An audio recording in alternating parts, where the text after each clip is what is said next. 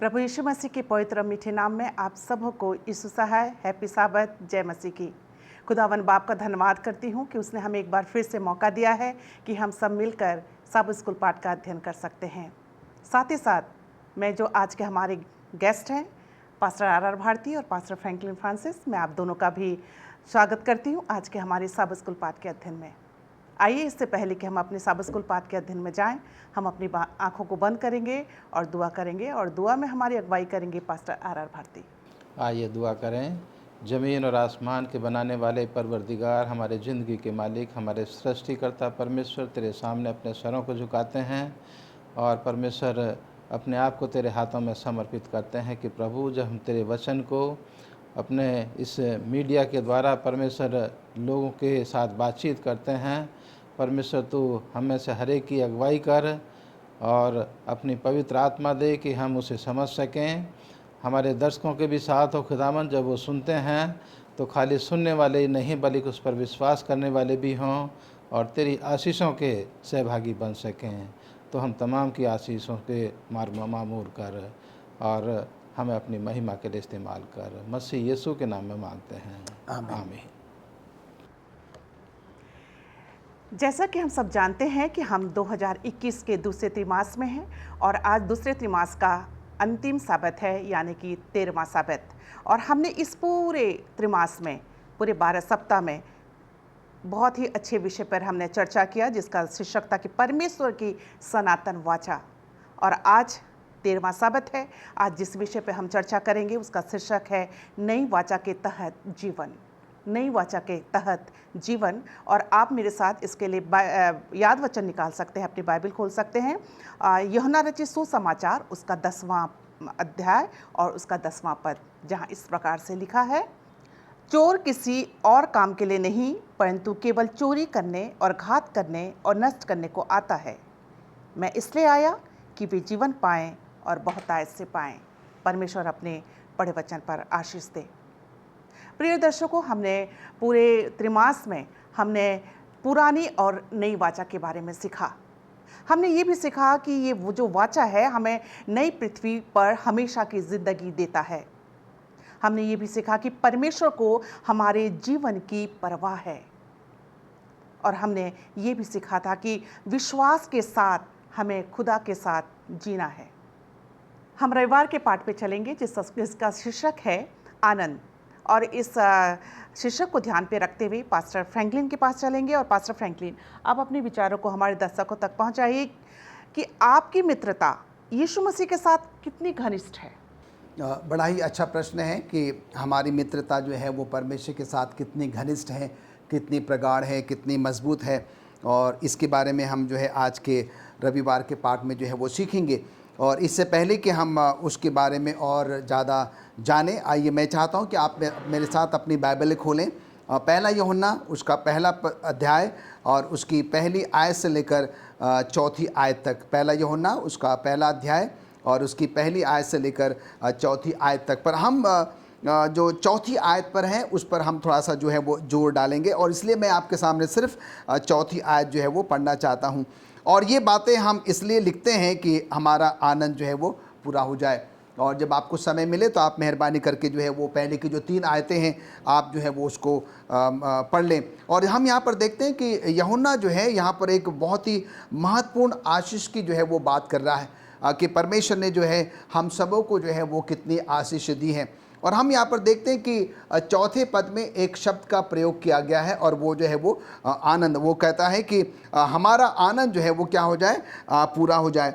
और हम सब यहाँ पर जानते हैं कि परमेश्वर ने जो है हम सबों के जीवन में वो आनंद, वो खुशी, वो उल्लास जो है वो दिया हुआ। कोई व्यक्ति ऐसा नहीं कह सकता है कि परमेश्वर ने हमें वो खुशी और वो आनंद जो है वो नहीं दिया हुआ।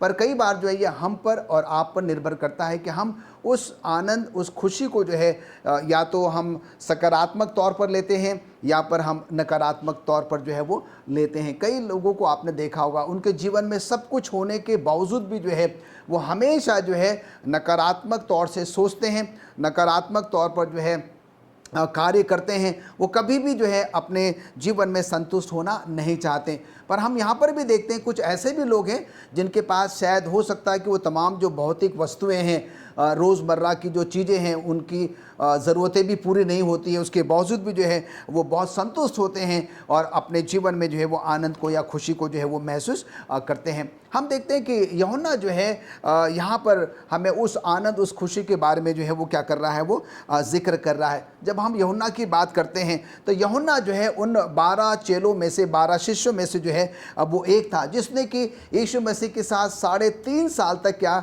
समय व्यतीत किया। यीशु मसीह के साथ उठा, बैठा, चला फिरा, यीशु मसीह को उसने छुआ, यीशु मसीह को बहुत ही नज़दीकी से क्या किया है, उसने जो है वो अनुभव किया। और वो अपने इस वाक्य में जो है, इन अध्यायों में जो है वो क्या करता है, परमेश्वर के उस महान प्रेम को जो है जो उसने स्वयं अनुभव किया है वो अपने बाकी चेलों के साथ और हम सब के साथ क्या करना मांगता है, वो शेयर करना चाहता है या वो बांटना चाहता है। और हम यहाँ पर देखते हैं कि कई बार हमारे और आपके जीवन में भी जो है जब हम खुशी और आनंद की बात करते हैं तो ये एक तरफ नहीं हो सकता है। अगर हमें किसी का प्रेम चाहिए तो वो क्या होगा, हम किसी को अगर प्रेम देते हैं तो वो हमें क्या करेगा, उसके बदले में जो है वो प्रेम देगा। पर हम देखते हैं कि परमेश्वर के बारे में जब हम बात करते हैं, यीशु मसीह के बारे में बात करते हैं, परमेश्वर का प्रेम जो है वो अगापे प्रेम है, अतुल्य प्रेम है, उसकी कोई जो है वो सीमा नहीं है, बिल्कुल भी निस्वार्थ जो है वो प्रेम है। और जब हम और आप जब परमेश्वर से प्रेम करते हैं, उसकी संगति में रहते हैं, उसकी घनिष्ठता में जो है वो रहते हैं, तो हमारी मित्रता जो है वो और भी मजबूत जो है वो होती चली जाती है। और हम यहाँ पर देखते हैं कि यूहन्ना जो है एक बहुत ही गहरी मित्रता के बारे में बात कर रहा है। वो किसके साथ है, वो प्रभु यीशु मसीह के साथ है। और वो कहता है कि जब हम अपने जीवन में प्रभु यीशु मसीह को क्या करते हैं, स्थान देते हैं, उसके साथ मित्रता जो है वो कायम कर लेते हैं, तो हर परिस्थिति में हमें अपने जीवन में वो खुशी, वो आनंद का जो है वो अनुभव होता है। और यूहन्ना जो है अपने उन दिनों के बारे में अनुभव जो वो शेयर करता है, जब वो यीशु मसीह के इतने नज़दीक रहा, यीशु मसीह से उठता, बैठता, चलता फिरता, बातचीत करता, उनको जो है वो छूता। और वो जो मित्रता जो है उसने प्रभु यीशु मसीह के और उसके बीच में देखी है, और वो हमारे साथ वो क्या कर रहा है, वो बांट रहा है। वो कहता है कि वो प्रगाढ़ता, वो घनिष्ठता जो है, जो मैंने प्रभु यीशु मसीह के अंदर में देखी है, क्या वही घनिष्ठता जो है, प्रगाढ़ता जो है हमारे और आपसी प्रेम में जो है वो पाई जा सकती है या नहीं है। एक बहुत बड़ा सवाल वो हमारे सामने रखता है। वो चाहता है कि जैसे परमेश्वर ने हमसे प्रेम किया है, हमें भी क्या करना है, दूसरे के साथ जो है वो प्रेम करने की जो है वो ज़रूरत है। और जब हम ऐसा करते हैं तो क्या होता है कि लोग हमारे अंदर से वो प्रेम देखते हैं कि हाँ, सचमुच में जो है हम परमेश्वर को मानने वाले लोग हैं, प्रभु यीशु मसीह को मानने वाले जो हैं वो लोग हैं। तो मैडम, आपने जो प्रश्न किया था कि हम परमेश्वर का जो प्रेम है वो कैसे हम उसमें घनिष्ठता ला सकते हैं, कैसे उसमें प्रगाढ़ता या मजबूती जो है वो ला सकते हैं, वो एक ही तरीके से हो सकता है जब हम उसके साथ क्या करें, संबंध कायम करेंगे, उसके साथ ज़्यादा से ज़्यादा हम समय व्यतीत करेंगे। और जब हम ज़्यादा से ज़्यादा समय व्यतीत करेंगे तो वो परस्पर प्रेम जो है हमारे और प्रभु के बीच में जो है वो कायम होगा। और जब लोग दूसरे देखेंगे तो वो सचमुच में जानेंगे कि हम क्या है, एक सच्चे मसीह हैं। धन्यवाद देना चाहती हूँ पास्टर फ्रैंकलिन आपके अच्छे विचारों के लिए। और आइए हम सोमवार के पाठ पे चलेंगे। और सोमवार के पाठ का शीर्षक है दोष मुक्त।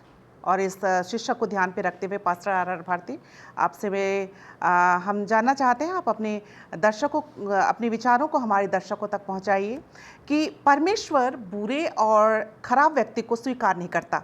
शैतान के इस विचार से आप कैसे बच सकते हैं? ये बहुत ही अच्छा सवाल है हम तमाम मसीह लोगों के लिए। और कि शैतान जो है बार बार हमें ये याद दिलाने की कोशिश करता है कि परमेश्वर बुरे लोगों को, ख़राब लोगों को, पापी लोगों को वो स्वीकार नहीं करता, वो पसंद नहीं करता।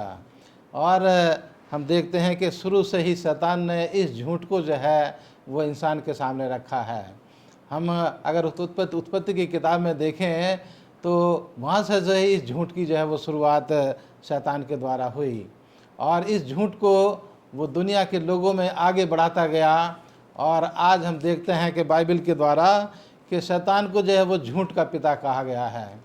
और वो इंसान को आज भी बार बार उसके सामने ये झूठ लेकर के आता है कि परमेश्वर आपको प्यार नहीं करता, आपको पसंद नहीं करता, आप तो पापी हो, आप तो गुनाहगार हो, आप तो हत्यारे हो, आपका जीवन जो है वो बुरे कामों से भरा हुआ है, इसलिए परमेश्वर आपको अपने पास जो है वो नहीं आने देगा। तो इस झूठ से हम अपने आप को किस तरह से बचा सकते हैं? हम बाइबल के दूसरे पहलू की तरफ भी जो है चलें, और वो है परमेश्वर का पहलू, कि परमेश्वर क्या कहता है उस पापी, उस गुनाहगार, उस हत्यारे आदमी के लिए जो जिसने जो है वो परमेश्वर के नियम को तोड़ करके वो गुनाहगार और पापी हो गया है। एक छोटी सी कहानी 1 मिनट में मैं बताना चाहता हूँ अपने दर्शकों को, कि एक नौजवान ने एक नौजवान लड़की का जो है वो हत्या कर दी, और जब उसको दफनाया गया तो पुलिस ने उस लड़की की कब्र में जो एक छोटा सा माइक्रोफोन जो है वो छुपा दिया, ये जानने के लिए कि कभी शायद भविष्य में कोई आए और अपने गुनाह का इकरार करे। और हम देखते हैं कि कुछ समय के बाद वो नौजवान लड़का वो अकेले में सुनसान समय में वो उस कब्र के पास आता है, घुटने टेकता है और वहाँ खुदा से दुआ करता है कि खुदावंद तू मुझे माफ़ कर, क्योंकि मैंने ये गलती जो है वो जानबूझ करके नहीं की। और उसकी रिकॉर्डिंग जो है उस माइक्रोफोन में हो जाती है, उसको पकड़ लिया जाता है। लेकिन मेरा इस कहानी को बताने का मतलब यहाँ पर है कि वो नौजवान लड़का जो है वो अपराध मुक्त बोध होता है, उसको आत्मग्लानि होती है, वो अपने आप में सोचता है कि ये हत्या करके मैंने उस लड़की की जो है वो अच्छा नहीं किया है। और यही चीज़ हम आज पाते हैं कि परमेश्वर इंसान को, जो आज का शीर्षक है दोष मुक्त, कि परमेश्वर हमें अपने पापों से जो है दोष मुक्त करने के लिए वो निमंत्रण दे रहा है। और मत्ती की किताब उसके 11 अध्याय की 28 आयत में परमेश्वर कहता है कि हे बोझ से दबे और थके मांदे लोगों मेरे पास आओ, मैं तुम्हें आराम दूंगा। हमारा जीवन पाप की वजह से जो है वो बोझ रही, तो हम बोझ से दबे हुए हैं, हमारे गुनाह जो है इतने भारी हैं कि उनको लेकर के चलना हमारे लिए मुश्किल है। और ऐसे में परमेश्वर जो है वो मुझे और आपको निमंत्रण दे रहा है कि आप मेरे पास आओ और अपने बोझों को मेरे ऊपर डाल दो। तो यहाँ जो है परमेश्वर यशा की किताब उसके पहले अध्याय की 18वीं आयत में भी कहता है कि तुम्हारे गुनाह, तुम्हारे पाप, चाहे वो कितने भी लाल रंग के क्यों ना हों, लेकिन तुम मेरे पास आओ और मैं उनको धो करके बर्फ़ की तरह सफ़ेद कर दूँगा। अजीज़ों, मेरे दर्शकों, खुदामंद यीशु मसीह ने अपना जीवन मेरे और आपके लिए कुर्बान कर दिया, अपना लहू उसने सलीब के ऊपर कुर्बान कर दिया कि हम विश्वास के साथ जब खुदा के पास आते हैं, परमेश्वर के पास आते हैं, यीशु मसीह के पास आते हैं, तो उसके खून में इतनी शक्ति और सामर्थ्य है कि वो हमारे जीवन के गुनाहों को धो करके पाक और साफ़ करने की ताकत जो है वो रखता है। और इसलिए पौलुस रसूल भी यहाँ रोमियो की किताब उसके 8वें अध्याय की पहली आयत में है कि जब हमने खुदावंद यीशु मसीह को ग्रहण कर लिया है तो अब हम पर दंड की आज्ञा नहीं। या पौलुस के रसूल कहते हैं अतः अब जो मसीह यीशु में हैं उन पर दंड की आज्ञा नहीं, क्योंकि वे शरीर के अनुसार नहीं वरन आत्मा के अनुसार चलते हैं। जिन लोगों ने खुदावंद यीशु मसीह के पास अपने विश्वास के साथ अपने जीवन को खुदा के हाथों में समर्पण कर दिया है, खुदा ने उनके बोझों को अपने ऊपर ले लिया है, अपने लहू से उनके पापों को जो है वो माफ़ कर दिया है। और अब हम आने वाले भविष्य में अपने इस बोध, जो अपराध बोध जो जीवन है, उससे परमेश्वर ने हमें छुटकारा दे दिया है। और अब हम उसमें एक अच्छा जीवन, एक पाप रहित जीवन जीने के लिए खुदावंद यीशु मसीह मुझे और आपको निमंत्रण दे रहा है कि मेरे पास आओ और मैं तुम्हें आराम दूंगा, जिसका वादा खुदावंद यीशु मसीह ने किया है। धन्यवाद देना चाहती हूँ पास्टर भारती आपके बहुत ही अच्छे विचारों के लिए। और प्रिय दर्शकों, सही में यदि हमने पाप किया है और यदि हम पापों की क्षमा प्रभु यीशु मसीह से मांगते हैं तो हम पे दंड की आज्ञा नहीं है, क्योंकि रोमियो 8:1 में बाइबल हमें बताती है कि अब जो मसीह यीशु में है उस पर दंड की आज्ञा नहीं। आइए इस बात को ध्यान पे रखते हुए हम मंगलवार के पाठ पे चलेंगे। और मंगलवार के पाठ को ध्यान पे रखते हुए पास्टर फ्रैंकलिन, जिसका मंगलवार का जो शीर्षक है वो नई वाचा और एक नया हृदय है, और इस शीर्षक को ध्यान पे रखते हुए आप अपने विचारों को हमारे दर्शकों तक पहुंचाइए कि हमें एक नए दिल की आवश्यकता क्यों है। ये बहुत ही अच्छा प्रश्न है, एक बार फिर से आपने किया कि हमें एक नए दिल की या नए हृदय की जो है वो आवश्यकता क्यों है, ज़रूरत जो है वो क्यों है। और इसको और भी बेहतर तरीके से समझने के लिए मैं चाहता हूँ कि आप मेरे साथ अपनी बाइबलें खोलें इफिसियों की पत्री उसका तीसरा अध्याय और हम उसके 17वें पद से लेकर 19वें पद तक पढ़ेंगे। इफिसियों की पत्री उसका तीसरा अध्याय और उसके 17वें पद से लेकर 19वें पद तक। यहाँ पर लिखता है, और विश्वास के द्वारा मसीह तुम्हारे हृदय में बसे कि तुम प्रेम में जड़ पकड़कर और नेव डालकर सब पवित्र लोगों के साथ भली भांति समझने की शक्ति पाओ कि उसकी चौड़ाई और लंबाई और ऊंचाई और गहराई कितनी है, और मसीह के उस प्रेम को जान सको जो ज्ञान से परे हैं, कि तुम परमेश्वर की सारी भरपूरी तक परिपूर्ण हो जाओ। तो यहाँ पर हम देखते हैं कि वो परिपूर्णता जो है परमेश्वर ने क्या किया, अपने वचन के द्वारा जो है मुझे और आपको जो है वो बता दिया। और हम यहाँ पर देखते हैं कि इसी बात को ध्यान में रखते हुए जो है हमने पिछले सप्तों में जो है वो यिर्मयाह उसका 31वां अध्याय और उसके 33वीं आयत में जो है वो पढ़ा था, और जहाँ पर परमेश्वर का वचन इस प्रकार से लिखता है कि मैं अपनी वाचा अपनी व्यवस्था को उनके मन में समाऊंगा और उनके हृदय पर लिखूंगा, और मैं उनका परमेश्वर होऊंगा और वे मेरे लोग होंगे। ये किसकी वाणी है? ये यहोवा की वाणी है। कहने का तात्पर्य यहाँ पर यह है कि हमने जो है अब तक परमेश्वर के उस महान प्रेम को जो है वो अगर अनुभव नहीं किया है, तो मुझे और आपको जो है परमेश्वर के वचन में जाने की सख्त ज़रूरत है।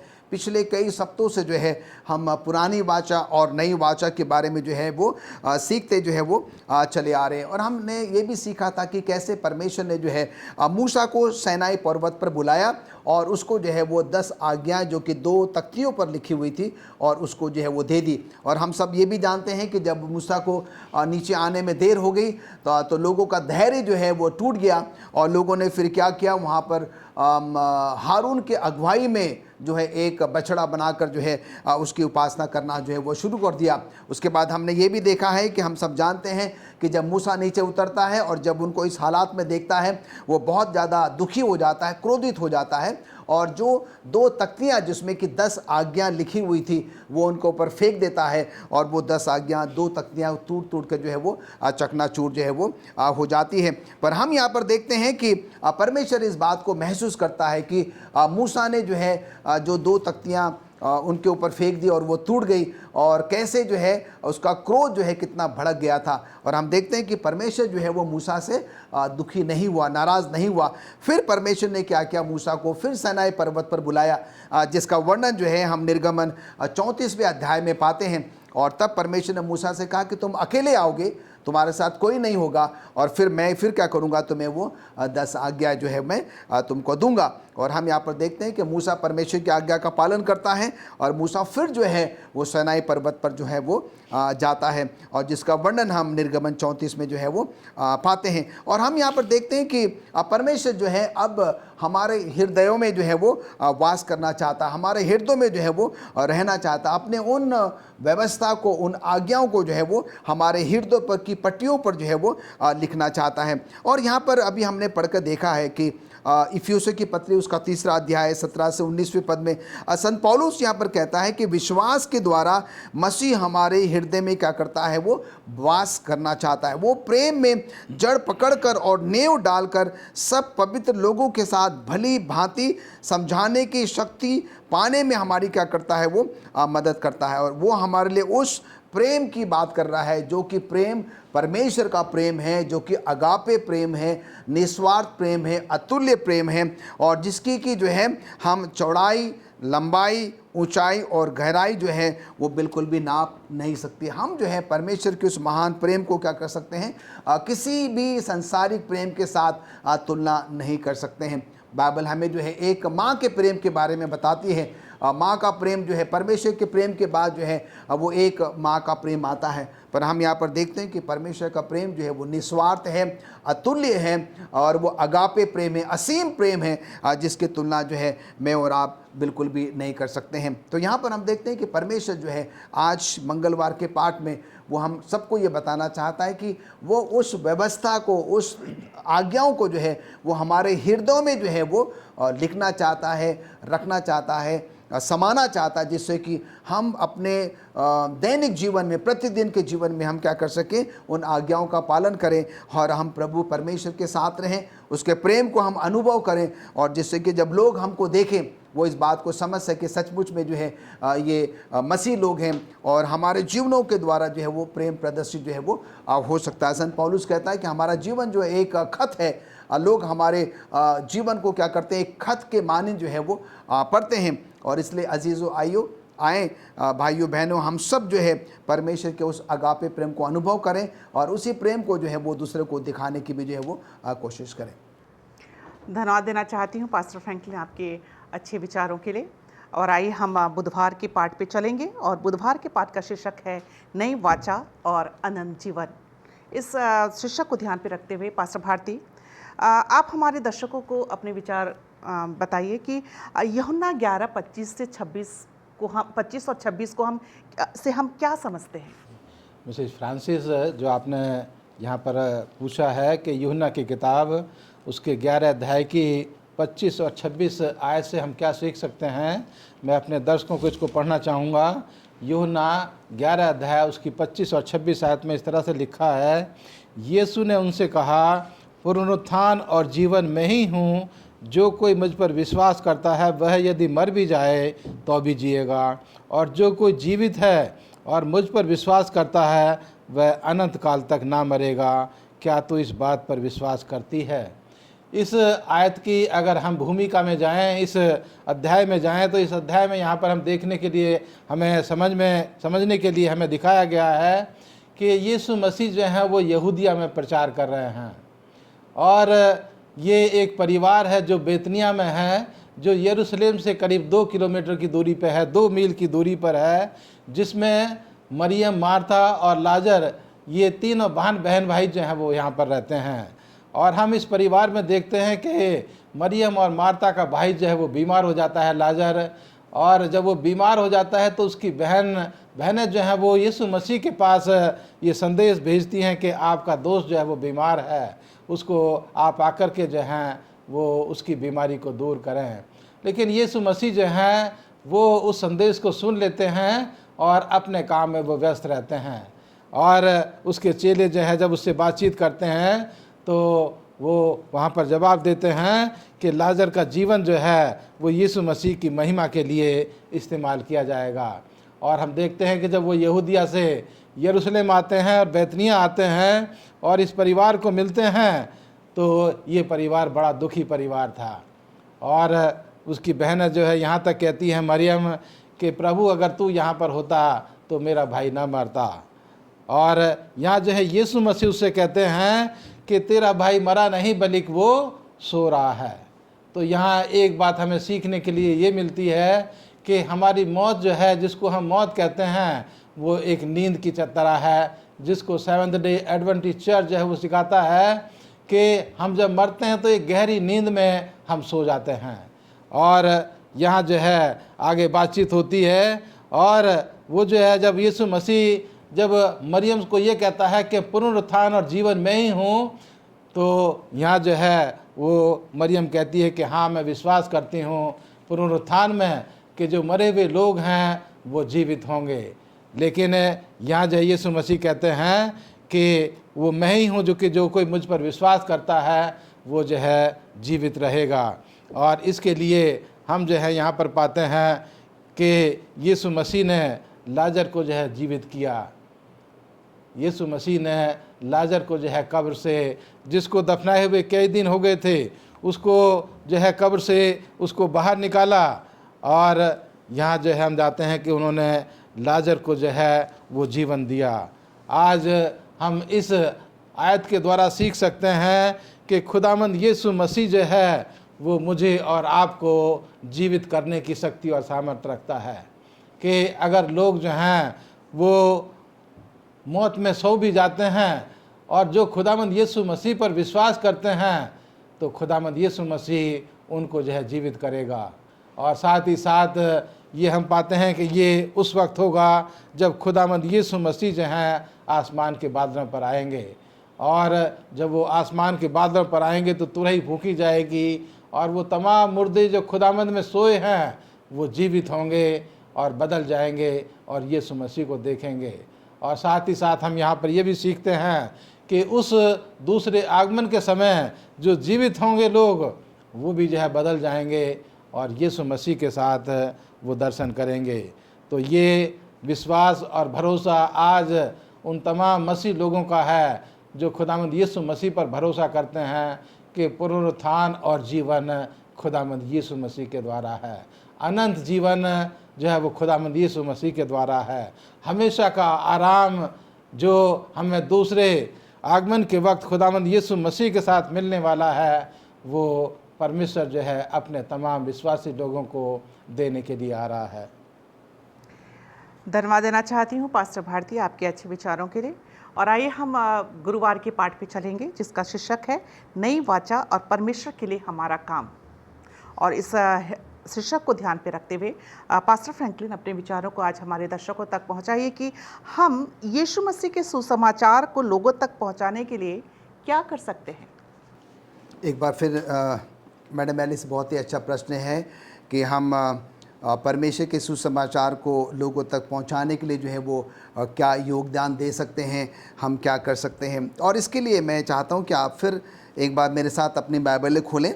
हम मत्ती की किताब में हैं और उसका 28वां अध्याय है और हम उसके 8वें पद से लेकर जो है वो 20वें पद तक जो है वो हम पढ़ेंगे। मत्ती की पुस्तक उसका 28वां अध्याय और 18 से जो है वो 20 तक हम पढ़ेंगे, जहाँ पर कि हमारे इस सवाल का जवाब हमें जो है वो मिल जाएगा। और यहाँ लिखता है कि यीशु ने उनके पास आकर कहा, स्वर्ग और पृथ्वी का सारा अधिकार मुझे दिया गया है, इसलिए तुम जाओ, सब जातियों के लोगों को चेला बनाओ और उन्हें पिता और पुत्र और पवित्र आत्मा के नाम से बपतिस्मा दो और उन्हें सब बातें जो मैंने तुम्हें आज्ञा दी है मानना सिखाओ, और देखो मैं जगत के अंत तक सदा तुम्हारे संग हूँ। हम देखते हैं कि यहाँ पर 18वें पद में इससे पहले कि परमेश्वर जो है अपने चेलों को, हम सबों को जो है वो आदेश देते हैं कि तुम क्या करो, संसार में जाओ, उससे पहले हम देखते हैं कि वो अपने उस अधिकार के बारे में हमें बताना चाहते हैं, जनाना चाहते हैं कि वो किस अधिकार से जो है वो मुझे और आपको ये काम सौंप रहे हैं। 18वें पद में लिखता है, यीशु ने उनके पास आकर कहा कि स्वर्ग और पृथ्वी का सारा अधिकार जो है वो मुझे दिया गया। और उस अधिकार से प्रभु यीशु मसीह ने, परमेश्वर ने क्या किया, मुझे और आपको क्या किया, ये पवित्र काम जो है वो सौंपा। और हम यहाँ पर देखते हैं कि ये सुसमाचार प्रचार का जो काम है, जिस दिन से हमारा जो है वो बपतिस्मा हो जाता है, जब हमारा बपतिस्मे की हमारी शिक्षा होती है, हमको स्टडी दी जाती है और हमारे जो पादरीगण हैं वो हमको जो है ये सिखाते हैं, बताते हैं, समझाते हैं कि बपतिस्मे के बाद, सिर्फ बपतिस्मे के बाद ही नहीं पर बपतिस्मे से पहले भी जो है हम जो भी योगदान चर्च की बेहतरी के लिए, बढ़ोतरी के लिए कर सकते हैं, उसको हमें क्या करना है, वो ज़रूर करना है। पर बपतिस्मे के बाद तो क्या होता जाता है, एक हमारा कर्तव्य बन जाता है, हमारा फ़र्ज़ बन जाता है, हम उस कलीसिया के एक अहम सदस्य बन जाते हैं। और उस सदस्यता के तहत जो है हम और आप पर एक जिम्मेदारी सौंपी जाती है कि हम क्या करें, परमेश्वर के सुसमाचार को लोगों तक पहुंचाने में जो है अपना पूरा जो है वो योगदान दें। और अब यहाँ पर कई बार सवाल उठता है कि भाई मैं तो इतना बाइबल नहीं जानता, मैं तो पादरी नहीं हूँ, मैं तो एक प्रचारक नहीं हूँ और मैं जगह जगह जाकर जो है वो सुसमाचार का प्रचार नहीं कर सकता। पर हम यहाँ पर देखते हैं कि परमेश्वर ने हम सबों को कोई न कोई ऐसा वरदान दिया है, कोई न कोई ऐसा तोड़ा दिया है। हम में से कोई अच्छा गा सकता है, कोई अच्छा बजा सकता है, कोई बोल सकता है, या बहुत कुछ ऐसी चीज़ें हैं जो कि हम और आप कलीसिया की बेहतरी के लिए जो है क्या कर सकते हैं, अपना योगदान जो है वो दे सकते हैं। और उन तोड़ों के माध्यम से, वरदानों के माध्यम से हम परमेश्वर के सुसमाचार को लोगों तक पहुंचाने में क्या कर सकते हैं, हम मदद कर सकते हैं। और हम यहाँ पर देखते हैं कि ये एक निवेदन नहीं है, परमेश्वर उस अधिकार के तहत जो कि प्रभु यीशु मसीह को स्वर्ग और पृथ्वी का दिया गया है, और उस अधिकार के तहत जो है वो हमको एक आदेश देता है। यहाँ पर कोई एक विकल्प नहीं है, एक सब्स्टिट्यूट नहीं है कि आप चाहें तो जाएं या ना चाहें तो ना जाएं। पर हम यहाँ पर देखते हैं कि हम सब जानते हैं, जब हमें कोई आदेश के साथ जब हमें कुछ कहता है तो हमें क्या करना होता है, उसका पालन जो है वो करना होता है। और हमारे मिशन ने जो है एक बहुत ही अच्छा प्रोग्राम जो है आउटलाइन किया है, जो कि TMI, और हम देखते हैं कि टोटल मेंबरशिप इन्वॉल्वमेंट। और इसमें जो है हम जितने भी जो कलीसिया के सदस्य गण हैं, हम सबको इसमें क्या करना है, शामिल होना है और हम सबको जो है अपना अपना जो है वो योगदान देना है। चाहे वो बच्चा हो, जवान हो, बुज़ुर्ग है, हम अपना अपना योगदान दे सकते हैं परमेश्वर के सुसमाचार को जो है वो लोगों तक पहुंचाने के लिए। और अगर हम इब्रानियों उसका 6 उसका 10 को अगर पढ़ते हैं, इब्रानियों 6वां अध्याय उसके 10वीं आयत में लिखता है कि हमारा परमेश्वर जो है वो अन्यायी परमेश्वर नहीं है। अगर हमने प्रभु परमेश्वर के लिए कोई भी छोटा सा छोटा अगर काम किया है, उसके उस सुसमाचार को लोगों तक पहुंचाने में हम अपना योगदान अगर हमने दिया है, तो परमेश्वर क्या करेगा, उसका अजहर, उसका इनाम, उसका प्रतिफल जो है वो मुझे और आपको ज़रूर जो है वो देगा। मिसेस एलन जी वाइट जो कि हमारी सेवेंथ डे एडवेंटिस्ट कलीसिया की नबिया है, भविष्यवक्तिनी है, और वो ये कहती हैं कि अगर कोई अहम काम, कोई ख़ास काम, महत्वपूर्ण काम अगर हम सेवेंथ एडवेंटिस्ट लोगों के पास है, तो वो सिर्फ़ और सिर्फ जो है वो सुसमाचार प्रचार करने का है। और इसीलिए अजीज़ों आइयो आए कि हमने जो परमेश्वर की वाचा है, अब परमेश्वर ने उनको हमारे हृदय पे जो है वो लिख दिया है, और अब हमारा फ़र्ज़ बनता है कि हम उसके काम को, उसके सुसमाचार को, उसके उस 3 स्वर्गदूतों के संदेश को जो है लोगों तक पहुंचाने के लिए अपना पूरा योगदान दे। परमेश्वर वादा करता है कि अगर हमने उसके लिए कुछ किया है, वो ज़रूर हमें और आपको क्या करेगा, उसका प्रतिफल अवश्य देगा। धन्यवाद देना चाहती हूँ पास्टर थैंकन आपके अच्छे विचारों के लिए। आइए हम शुक्रवार के पाठ पे चलेंगे, और शुक्रवार के पाठ को ध्यान पे रखते हुए पास्टर भारती, आपसे मैं जानना चाहती हूँ, आप अपने विचारों को हमारे दर्शकों तक पहुँचाइए कि यदि हम परमेश्वर के निमंत्रण को स्वीकार नहीं करेंगे, परमेश्वर के निमंत्रण को स्वीकार न करने का परिणाम क्या होगा। मिसेस फ्रांसिस, जो आपने सवाल किया है वो हम सब के लिए सीखने के लिए एक अच्छा प्रश्न है, और इसको विचार करने से पहले मैं एक निमंत्रण, परमेश्वर का जो निमंत्रण है उसके बारे में अपने तमाम दर्शकों को बताना चाहता हूं कि परमेश्वर का क्या निमंत्रण है। और इसके लिए मैं यूहन्ना की किताब उसको 3 अध्याय की 16 आयत को अपने दर्शकों को देना चाहता हूं, जो दुनिया के तमाम मसीह लोग और यहाँ तक कि हमारे बच्चे, हमारे परिवार में इस आयत को वो जो है कंठस्थ करते हैं, याद करते हैं। और ये इस तरह से आयत कहती है, क्योंकि परमेश्वर ने जगत से ऐसा प्रेम रखा कि उसने अपना इकलौता पुत्र दे दिया, ताकि जो कोई इस पर विश्वास करे वह नष्ट ना हो परंतु अनंत जीवन पाए। ये निमंत्रण परमेश्वर का दुनिया के तमाम लोगों के लिए है। ये केवल मसीह लोगों के लिए नहीं, बल्कि दुनिया के हर एक भाषा बोलने वाले के लिए है, हर एक देश और हर एक कुल के लिए है, हर एक शहर और गांव में रहने वालों के लिए ये निमंत्रण परमेश्वर ने जो है वो दिया है। और इसके लिए सेवेंथ डे एडवेंटिस्ट चर्च को परमेश्वर ने जो है खड़ा किया है कि तुम मेरा ये निमंत्रण लेकर के दुनिया के तमाम लोगों के बीच में जाओ, और जो कोई विश्वास करे वह अनंत जीवन पाए। अजी जो इस निमंत्रण को सेवेंथ डे एडवेंटिस्ट चर्च आज हर जगह पर, हर एक गांव और देहात में, शहर में इस निमंत्रण को पहुंचाने की कोशिश कर रहा है। लेकिन हम देखते हैं इस दुनिया के ऊपर कि कुछ लोग हैं जो इस निमंत्रण के ऊपर संदेह करते हैं, और वो कहते हैं कि नहीं, ये निमंत्रण जो है वो एक अच्छा निमंत्रण नहीं है। कुछ लोग जो है इस अपने जीवन के बारे में सोच करके वो अहंकार करते हैं कि नहीं, हमारा जीवन जो है वो एक अच्छा जीवन है, हम अच्छे काम कर रहे हैं, और इनको सोच करके वो परमेश्वर के निमंत्रण को ठुकरा देते हैं। और हम जो है यहाँ बाइबल से जो है पाते हैं कि जो लोग ऐसा करते हैं अंत में दुख के आंसुओं से जो है उनका रोना होगा। वो जो हैं पहाड़ों से कहेंगे कि तुम हमें जो है छुपा लो, और उनको जो है एक भयंकर मौत का सामना जो है करना पड़ेगा, उनका रोना और पीटना होगा।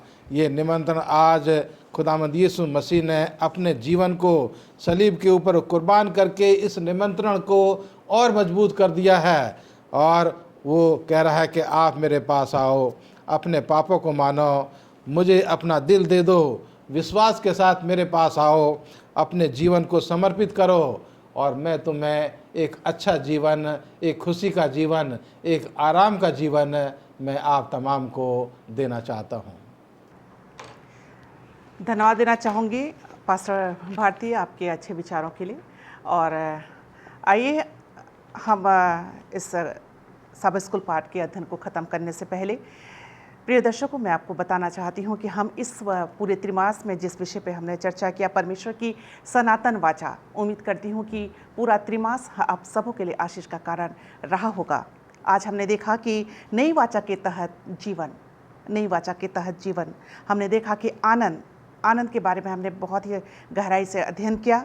दोष मुक्त, जिसके बारे में हमने देखा कि यदि हम प्रभु यीशु मसीह में हैं और यदि हमने पाप किया है और यदि हम प्रभु यीशु मसीह में हैं तो हम पर दंड की आज्ञा नहीं होगी। हमने ये भी सीखा कि नई वाचा और एक नया हृदय। एक गाना मुझे याद आता है कि दिल के दरवाजे पर जब प्रभु यीशु मसीह खटखटाता है तो हमें उसे खोलने की ज़रूरत है। हमें अपने दिलों को प्रभु यीशु मसीह के सामने खोलने की ज़रूरत है। आइए हम अपने दिलों को साफ, पाक, पवित्र रखें। हम अपने मनों में किसी के प्रति द्वेष न रखें। हम एक दूसरे के साथ प्रेम करें। नई वाचा और अनंत जीवन। नई वाचा और अनंत जीवन, इस विषय पर हमने आज चर्चा किया। अनंत जीवन किसका है?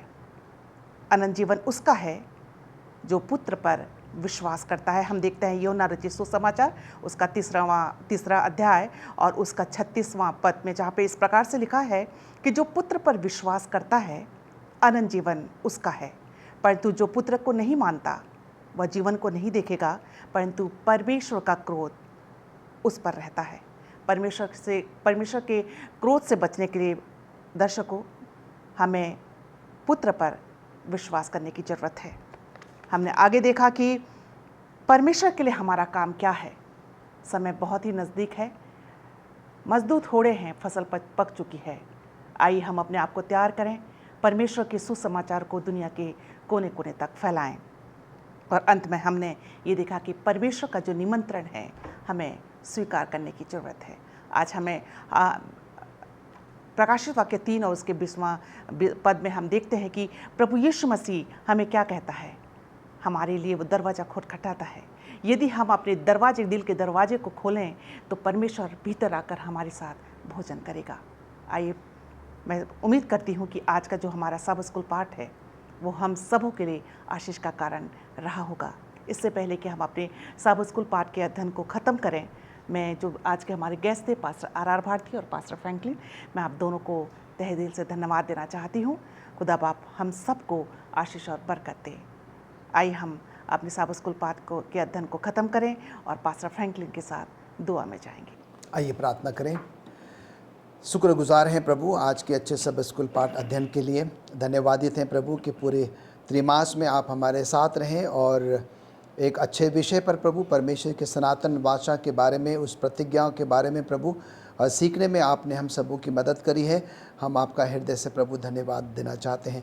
प्रभु हम सब स्वर्ग जाना चाहते हैं, हमारी मदद करें अपने पवित्र आत्मा के द्वारा, जिससे कि हम जो आज्ञाएं प्रभु, जो वाचाएं आपने हमारे लिए ठहराई हैं, जो आपने हमारे हृदय पर लिखी हैं प्रभु, हम उसके अनुसार जीवन यापन कर सकें और उस स्वर्गीय घर में जाने के लिए अपने आप को तैयार कर सकें, औरों को भी प्रभु तैयार कर सकें। और उसके साथ ही साथ जो बहुत ही अहम काम प्रभु आपने हम सबों को सौंपा है कि हम इस अंत के दिनों में ज़्यादा से ज़्यादा लोगों के पास जाएं, आपके सुसमाचार को उनको बताएं, सिखाएं, समझाएं, और जो लोग प्रभु उसको स्वीकार करते हैं उनको पिता, पुत्र और पवित्र आत्मा के नाम से बपतिस्मा दे। और आपका ये वादा है कि मैं जगत के अंत तक जो है वो तुम्हारे साथ हूँ प्रभु। उस वायदे के साथ हम अपने आप को आपके हाथ में समर्पित करते हैं और आप हमारे साथ हो, हमारे परिवारों के साथ हो, हमारी कलीसियाओं के साथ हो प्रभु। धन्यवाद देते हैं कि आपने हमारी प्रार्थनाओं को सुना है। प्रभु यीशु मसीह के नाम से मांगते हैं, आमीन। आमीन।